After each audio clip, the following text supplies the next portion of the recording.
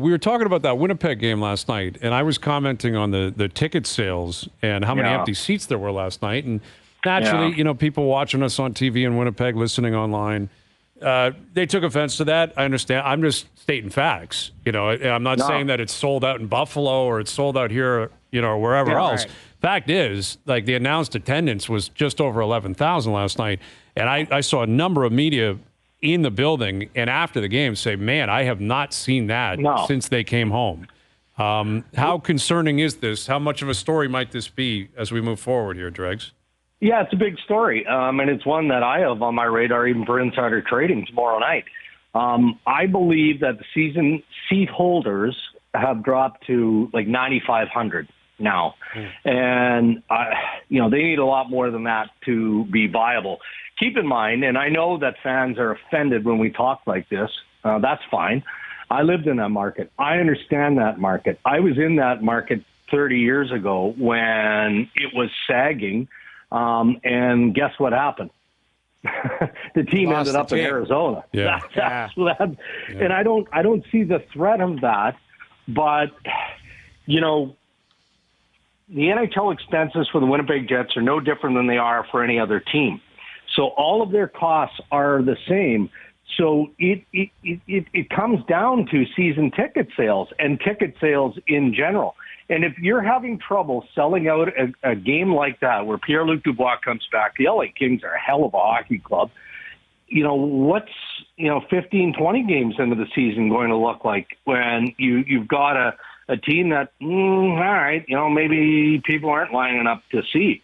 So if it's not a problem now, fellas, it's going to be a problem in the very near future for the Winnipeg Jets, because they're not a team that accepts losing money like Arizona, like go down the list. They're not.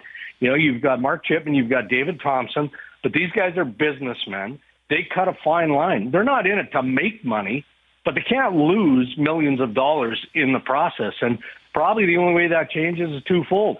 Either the single-seat buyers come back as they were lined up when the Winnipeg Jets returned to Winnipeg, or corporate Canada gets involved and they start buying blocks of seats. But that's the only way, because if the rest of the season continues on like this, it's going to be a problem. And I think they went 10 full years of selling out the games in Winnipeg pre-COVID. COVID hit, and the fans haven't returned since. And you can absolutely draw a line to the Jets signing Connor Hellebuck, extending Mark Scheifele, to prove to the fan base that they're still in the win-it-now mentality. Winnipeg cannot afford to go into a rebuild. They can't afford to do it. So it's up to the fans to step up to the plate. Well, what if they did, Dregs? Does that mean, like, rebuild, it would be a real big mess, and then you're talking serious problems? Well, I think so, I mean, look at a conventional rebuild. Is it fair to call? I think it's fair to call the Detroit Red Wings a conventional rebuild. What are they, in year 7?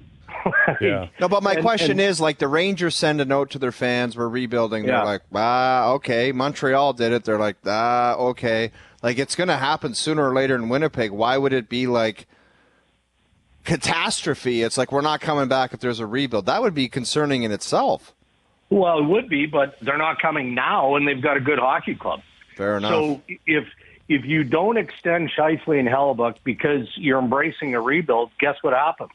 Josh Morrissey's knocking on your door. Kyle Connor's knocking on the door. And now you've got Cole Perfetti, with all due respect, and Dylan Sandberg as your season ticket draws, right? It gets problematic. I mean, it's problematic right now for the Winnipeg Jets. So I don't see how that team – look, they wanted to keep Scheifele and Hellebuck.